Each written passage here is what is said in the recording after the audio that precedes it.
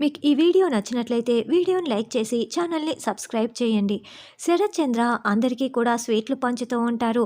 భూమితో సహా family members అందరికీ కూడా స్వీట్లు పంచేసి తినండి, అందరూ తినండి, మీకందరికీ ఒక గుడ్ న్యూస్ అని చెప్తూ ఉంటే ఏంటది అని అందరూ షాకింగ్గా చూస్తూ ఉంటారు.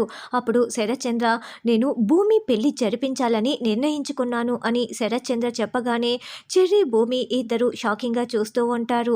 ఎవరితో బావా అని అపూర్వ ఏమీ తెలియనట్లు అడుగుతూ ఉంటుంది. ఇంకెవరు, నువ్వు ప్రాణానికి ప్రాణంగా ప్రేమించిన ఆ గగన్తోనే నీ పెళ్లి జరిపిస్తున్నాను భూమి అని శరత్చంద్ర చెప్పగానే చెర్రీ మీరా అందరూ చాలా షాకింగ్గా చూస్తూ ఉంటే భూమి చేతిలో పట్టుకున్న స్వీటును కాస్త కింద పడేసి మరీ షాకింగ్గా చూస్తూ ఉంటుంది. నాన్న, మీరు మాట్లాడుతున్నది నిజమేనా? మీరు నా పెళ్లి గగన్ గారితో జరిపిస్తారా? నిజమా నాన్న అని భూమి ఒకవైపు సంతోషంగా ఇంకోవైపు షాకింగ్గా ప్రశ్నిస్తూ ఉంటుంది.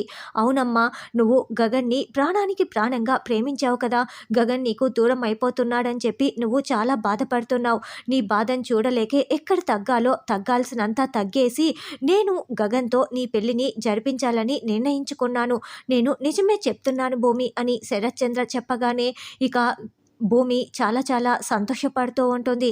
అపూర్వ మాత్రం అదో రకంగా చూస్తూ ఉంటుంది. చెర్రీ ఇంకా షాక్లోనే ఉంటాడు. శారద ఆల్రెడీ ఇంటికి వెళ్ళిపోయి ఉంటే శారద ఒడిలో తల పెట్టుకొని గగన్ బాధపడుతూ ఏడుస్తూ ఉంటాడు. మరి కేపీకి విడాకులు ఇస్తానని ఒప్పుకున్న కారణంగానే ఈ పెళ్లి జరిపిస్తున్నారా?